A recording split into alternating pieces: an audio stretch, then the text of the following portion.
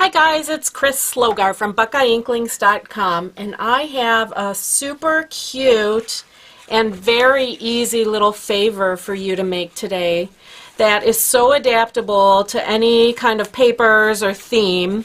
I'm using the Quilted Christmas suite from Stampin' Up's holiday catalog. And you can see this is a cute little treat bag that has like a square bottom, kind of rounded sides. I've been making these for a craft show, so I've just put Hershey Kisses inside and made it very easy by clipping on a tag and bow. We also made this in our team meeting this week with a to from. That stamp is from Cookie Cutter Christmas. And the thought was if you wanted to tuck in a gift card, that's just a nice way to package it, so it's not just like a little flat envelope if you want to have like a little present shape. So super cute and very adaptable. Like I said, I got this one from my friend Candy Michael at our recent on-stage convention. And I just think it looks so elegant with this glimmer paper on the black and white from Merry Little Christmas designer paper collection. So you can see how versatile this is. The trick is to make the bag, and let's just do that. By the way, my stamp, I realize what I'm using for the craft show is from a retired set of, it's called Cheerful Tags. So that just fit well, and I wanted something quick and easy for the craft show, so I'm doing that. Alright, so to make the bag, super convenient to be using 6-inch squares. Okay, this Quilted Christmas paper comes as a 6-inch square.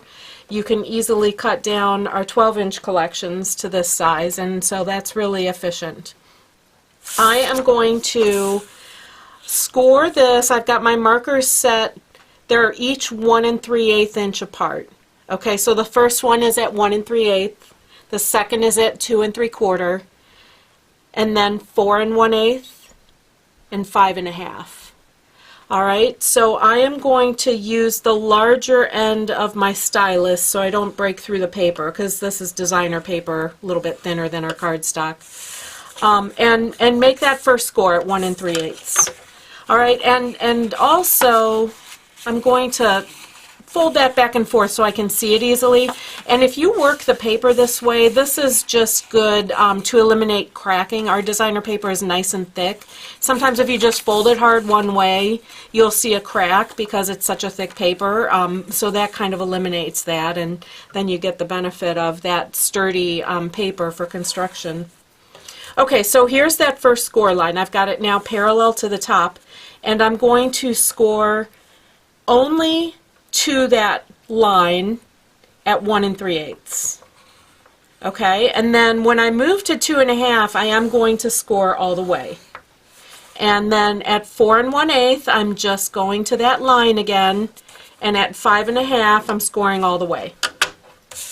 Alright, so I'm going to work these folds a little bit. Alright, and I can set this aside.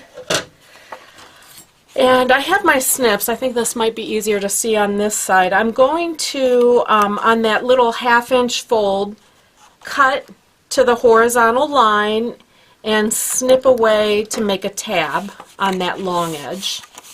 Okay, and then for each of these other scores, I'm going to cut only as far as the line. Alright, and then you have this, putting fast fuse, or you can use sticky strip, whatever you like for 3D construction, on the long edge and on the first 3 tabs, only the first 3. I'm putting a little extra on the last one so that I can firmly adhere my box bottom to it. You'll see.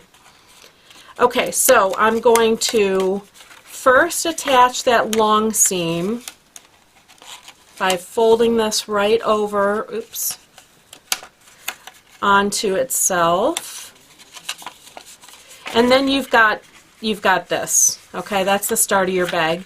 and go to the first one that has adhesive, the first tab on the bottom, and start forcing these one at a time to line up with each other to make that square bottom, and they'll stick together because you've got your sticky strip, or I'm sorry, your tear and tape, or your fast fuse or liquid glue, whatever you use. And then that last one that doesn't have adhesive on the back, you'll just cover, make that final box bottom.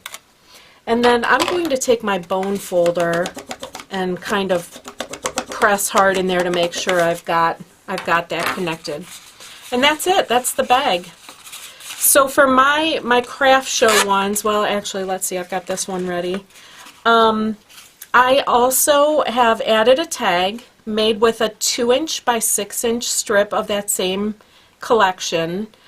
I've got this scored at 1.5 because I've made a little flap over the top of the bag with it, and I'm taking my triple banner punch and punching both ends. And then I have already made a stitched oval. So this is the oval that's almost 2 inches wide. And I'm just going to place that on my tag. And then add, oh, these felt embellishments are so great, and they're ready to go. You just stick them on. So I'm using dimensionals because I found that glue dots are not quite strong enough to hold these guys on. But I can put that star right in place, and these little trims are great, aren't they? I've got the gold library clip here, so I'm just going to fold my tag over the top of the bag and clip that on. Okay, I've also added a bow with a glue dot, so I won't do that on tape, but that's it. So easy. I hope you'll try it. They're so fun. They'll be great. You could still get them in for Thanksgiving.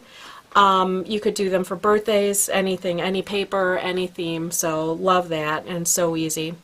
All right, well, thanks for watching, and please visit me at buckeyeinklings.com. If you need any of the supplies that you see here, I would love to have your support in my online store. All right, thanks so much.